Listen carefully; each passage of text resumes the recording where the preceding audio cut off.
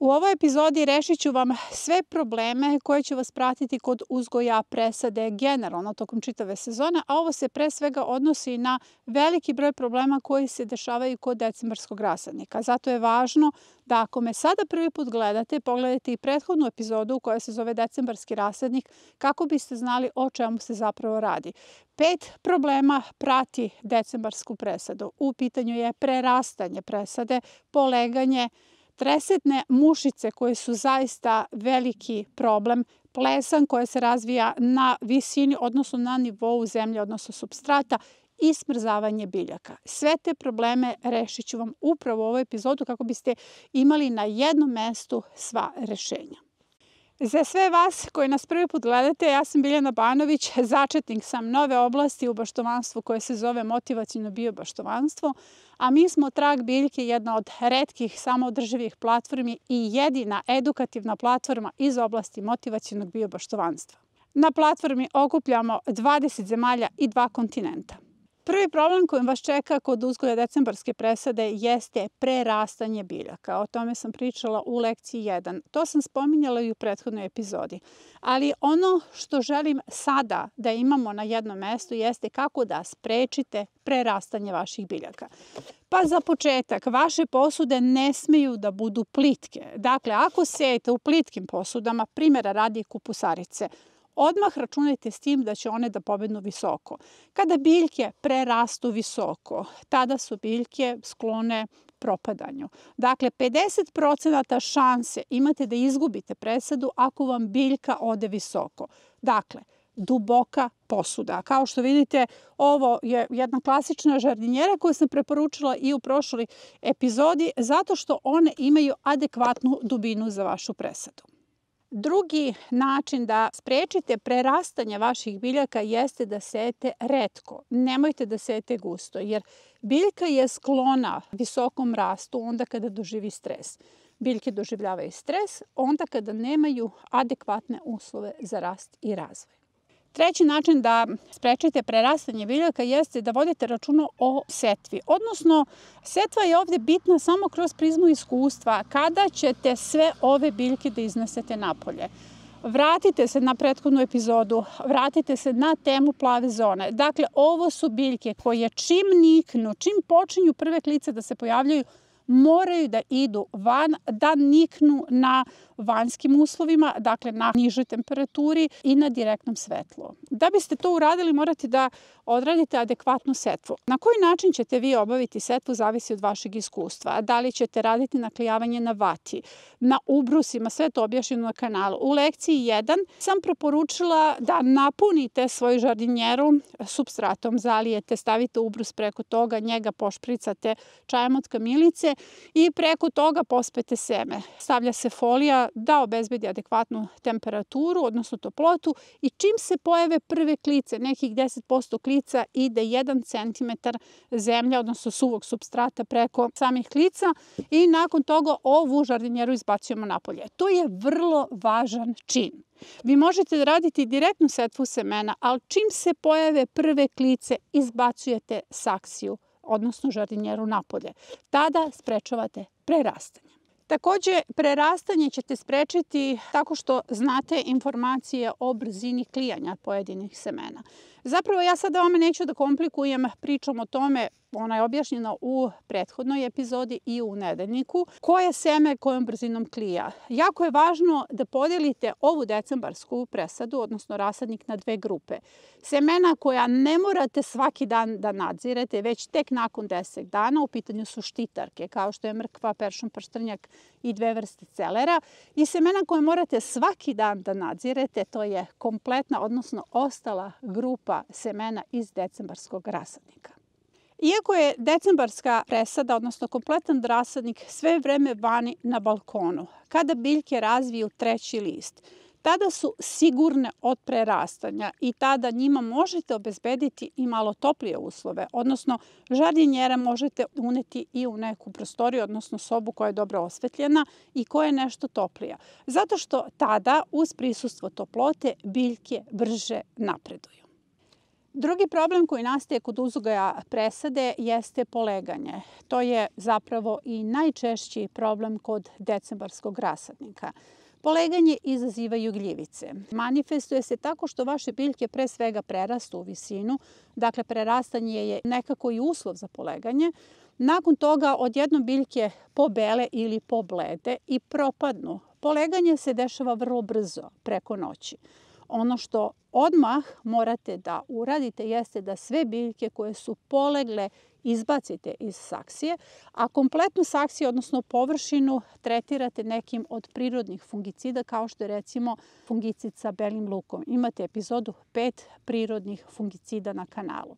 Ali poleganje se dešava jako brzo. Dakle, mi tada imamo već gubitak. Ja sada želim da vam kažem šta ćete preduzeti kako biste sprečili poleganje. Ono što je bitno pre same setve jeste da odradite prevenciju poleganja. Vi to možete da uradite pre svega higijenom posuda. Sve posude se moraju dobro oprati. One se peru, suše i nakon toga se na neki način radi vlaga dezinfekcija sodom bikarbonom. Uzmete kašiku sode bikarbone u ovakvu malu posudu, dakle ovdje je nekih 300 do 400 ml, dobro pomešajte i kada ste pripremili jednu ovakvu tečnost, uzmete običan ali čist sunđer, dakle prvi put koristite ovaj sunđer i koristite ga isključivo za ovo i dobro premažite sve unutrašnje i spoljašnje, ali pre svega unutrašnje zidove i dno, jer na taj način radite neku vrstu dezinfekcije i to je jedan od načina prevencije. Kada se osuši ova žardinjera, ona je spremna za punjenje. Drugi način prevencije, odnosno druga, rekla bih, tačka na koju treba da obratite pažnju jeste supstrat koji koristite, koji treba da bude pouzdan, supstrat s kojim imate pozitivno iskustvo, a pritom možete da koristite i svoju zemlju iz bašte, odnosno iz vaših permamodela, ali je jako bitno da dalje pratite korake, odnosno adekvatne uslove kako biste sprečili poleganje. Jedan od tih uslova jeste da kompletna zemlja bude dovoljno vlažna za biljke, ali ne preterano vlažna, jer preterano zalivanje bilo supstrata ili zemlje, odnosno vaše komposta iz bašte, može uzrokovati poleganje. Sada kada ste pripremili svoju saksiju, napunili je supstratom i naučili da ne smete nikada previše da zalivate vaše biljke, došli smo do tačke setve koja je takođe jedan od načina prevencije. Pre svega, biljke obavezno morate da sejete na predviđenu dubinu. Ne smeju da se seju preduboko jer se tada biljke već dovoljno namuče, pada im imunitet do samog nicanja i na taj način su podložne poleganju. Takođe, kao i malo pre, morate ređe da sejete biljke. Dakle, nemojte sada da iskoristite jednu žardinjeru za sve ono što želite da posejete, već je jako važno da rasporedite određenu količinu semena. Dakle, retka setva i setva na dubini do centimetar. Ne smete da stavite seme dublje od centimetar. U prevenciji poleganja još je važno da ubacite u svoje žardinjere vrećice sa čajem od kamilice. 8 vrećica po jednoj žardinjeri, samo ugurajte po ivicama same žardinjere, jer će se kamilica nekako oslobađati postepeno i ona je vrlo važna u prevenciji razvoja gljivica. Drugi način prevencije jeste da kada biljke niknu, pospete pesak na vrh same zemlje, odnosno to je jako važno ako koristite vlastiti kompost, jer na taj način zaista sprečavate poleganje. Naš kompost nije sterilan, on sa sobom nosi mnogo živih bića. Dakle, 5 mm peska posipate na vrh supstrata ili komposta i na taj način sprečavate da se stvore adekvatni uslovi za razvoj gljivica. I naravno, biljkama je potrebno obezbediti svetlost i toplotu. To vam je ključna prevencija poleganja. Sada ćemo rešiti jedan od vrlo važnih problema. U pitanju je tresetna muva. Tresetna muva ili tresetna mušica je nešto što vam je pravilo tokom čitave sezone velike probleme, pa se sada svi podsjetite toga. Zapravo, vi prepoznajete da imate tresetne mušice tek onda kada se pojave te crne mušice u vašoj prostoriji. Recimo, vi držite i sobne biljke i presadu na simsu prozora i odjednom vidite da se na prozoru nalaze neke crne mušice kojih ne možete tako lako da se rešite. Pa sada, te crne mušice su samo pokazatelj našeg problema, odnosno da imamo problem. Crne mušice same po sebi ne napadaju biljke, dakle one nam neće uništiti presadu, ali hoće njihove larve. Dakle, one polažu jaja na vlažan supstrat ili kompost i nakon toga se one umnožavaju zaista vrlo brzo, mnogo generacija u jednoj prostoriji i ukoliko se tresetne mušice pojave u prostoriji gde je presada, budite ubeđeni da ćete izgubiti 100%, odnosno kompletan rasadnik. Da bismo sprečili razvoj tresetne mušice, vrlo je bitno da znate kakav supstrat koristite. Pa recimo, sterilni supstrati koji se prodaju bi trebali da su neka vrsta prevencije. Zatim, nemojte nikako da koristite za uzgoj presade onaj supstrat koji ostaje od uzgoja šampinjona. Budite ubeđeni da tu sigurno donosite tresetnu mušicu. I treća stvar, sobne biljke. Sobne biljke uvek imaju tresetne mušice. Zapravo, one žive na neki način u simbiozi sa sobnim biljkama. Jako je važno da odvojite presadu od sobnih biljaka. One ne mogu biti u istoj prostoriji. Zapravo, ja uzgajam presadu na potpuno drugom mestu u odnosu na svoje sobne ili višegodišnje biljke. Jer znate, mi imamo višegodišnje biljke kao što su recimo paradajzi koji smo preneli, paprike, patliđani, anske jagode. Sve su to potencijalni izvori tresetnih mušica. Sada je važno sprečiti tresetnu mušicu da položi jaja na supstratu gde je vaša mala presada. Jer ako se pojavi na maloj presadi, same larve grizu upravo na onom mestu gde je u kontaktu biljka sa supstratom ili sa kompostom. To mesto je potrebno zaštititi, odnosno potrebno je na neki način odbiti odrasle jedinke da polože jaja na vaš supstrat. Da bi se tresetna mušica uopšte spustila na vaš supstrat ili kompost, kompletna saksija mora da bude vlažna. Dakle, da biste držali supstrat na neki način suvim, morate dozirano da zalivate ili da se poslužite ovim trikom. Pospite pepelom, mali sloj pepela redovno oko presade, jer ova presada zaista voli pepeo, ili kao što sam rekla za poleganje, 5 mm peska ćete posuti oko svih sadnica.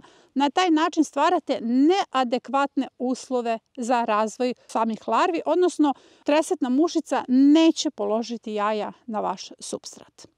Još jedan od načina sprečavanja da tresetna mušica položi jaja na vaš supstrat ili kompost, odnosno saksije, jeste da koristite kore citrusa, naročito pomoranče. Samu koru ćete osušiti, na neki način usitniti, možete da je sameljete i posipate preko supstrata ili komposta, ili granulirani beli luk, a možete i čenove belog luka da sitno iseckate i samo posipate oko biljaka. Kada koristite granulirani beli luk ili recimo vaš domaći beli luk koji je iseckan, znajte da usput radite tretman fungicidom, jer jedan je od najjačih fungicida, malo pre sam spominjala oko poleganja, usput je i hranivo, zato što ima puno sumpora i hrani vaše biljke. Četvrti problem koji često prijavljujete u samim učionicama na edukativnoj platformi jeste pojava bele plesni, odnosno kada posijete biljke one niknu, odjednom se oko njih pojavljuje bela plesan. Bela plesan je samo manifestacija gljivica. Zapravo svaki supstrat ili kompost u sebi sadrži jedan biosvet, čitav jedan biosvet koji se u adekvatnim uslovima i manifestuje, odnosno možete da ga vidite. Bela plesan vam nije problem ukoliko nije duboko prisutna. Dakle, ako je prisutna na površini nekih 5 mm, samo ćete ovom kašikom lagano oko biljaka skinuti belu plesan i vi ste na taj način rešili problem.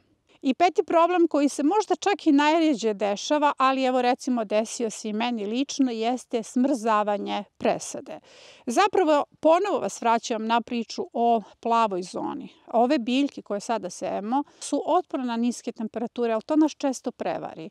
Zapravo zaboravimo ih negde na balkonu, a naglo padne temperatura preko noći, jer kada vi pročitate da je temperatura recimo -6, tada biljke naše mogu još uvek ostati na balkonu, ali u zavisnosti od mikroklimata nekada ta temperatura može naglo da padne i da bude znatno niža.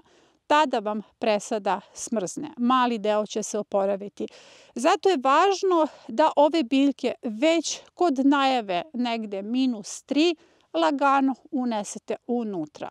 Unesete ih unutra preko noći, preko dana, ako je negde oko 0, 1 ili u plusu, obavezno izbacujete napolje. Takve faze tokom zime traju kratko. To se negde pojavljuje u januaru kad imamo onako ekstremno niske temperature ili negde početkom februara. Tada je bitno samo da budete strpljivi i zato je važno da se dobro organizujete, da pogledate prethodnu epizodu, jer ako sve organizujete u 3 žardinjere, vrlo lako će vam biti da iznosite i unosite vašu presadu.